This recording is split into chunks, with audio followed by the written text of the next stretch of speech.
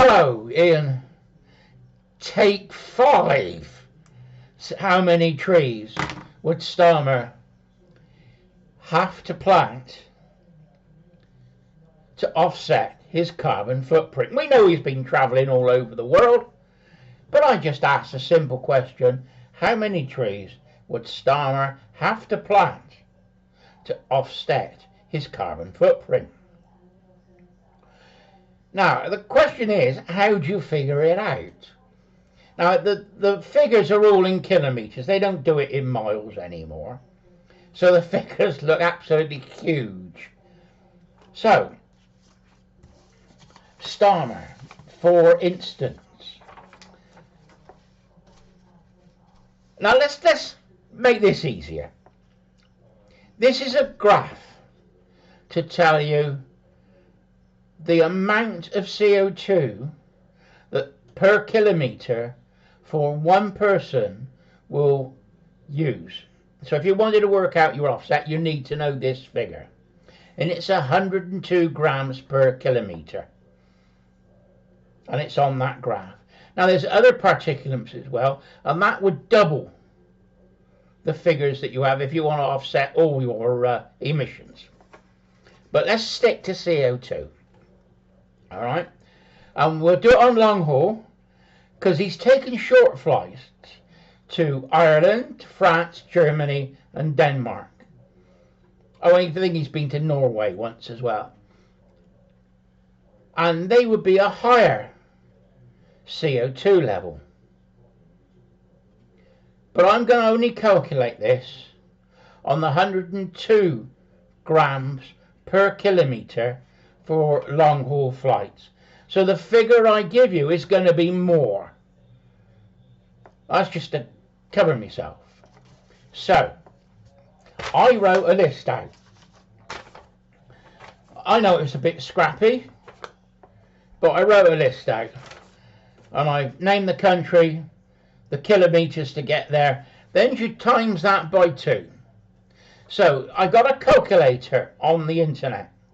And you put in London and you put in the destination and it tells you the number of kilometres. So that figure you got to times by 2. That gives you the amount of kilometres from there and back. But if he's made 3 trips, you've got to times it by 3. And if he's made 5 trips, you've got to times that by 5. So I've done that with everything. So if you make a scientific survey, you've got to say your method. Well, this is how it works. He went to Samoa. I expect it's a lovely place, right? And that's 15,760 kilometres. And that's times 2. So that's 31,520 kilometres. Okay? Then we would time that by 102. That would give us the grams. And then you calculate the grams to kilograms and then to metric tons, which is easy to do because it's maths. Right. The total figure. I got this written down, so I have to read it, I'm afraid. The total is 239,656 kilometres he has travelled since he's been Prime Minister. You times that by 102 grams, that comes out at 24,440. I said that wrong. Comes out at 24,404,112 grams.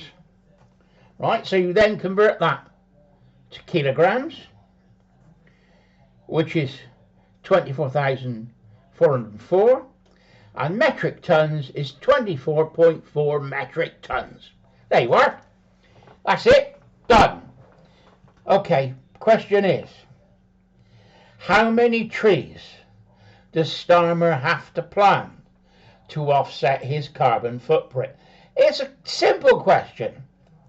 That so far, all these figures have taken me 6 hours yesterday.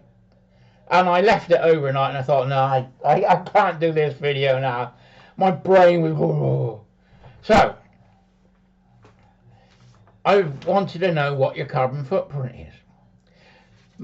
The first 6 websites that would calculate your carbon footprint were companies that want to sell you CO2.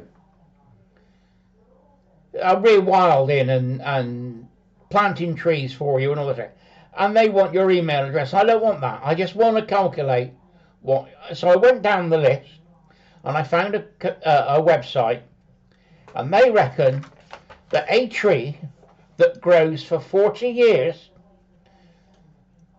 it would take 4.7 tons of carbon dioxide out of the atmosphere. That's what trees do.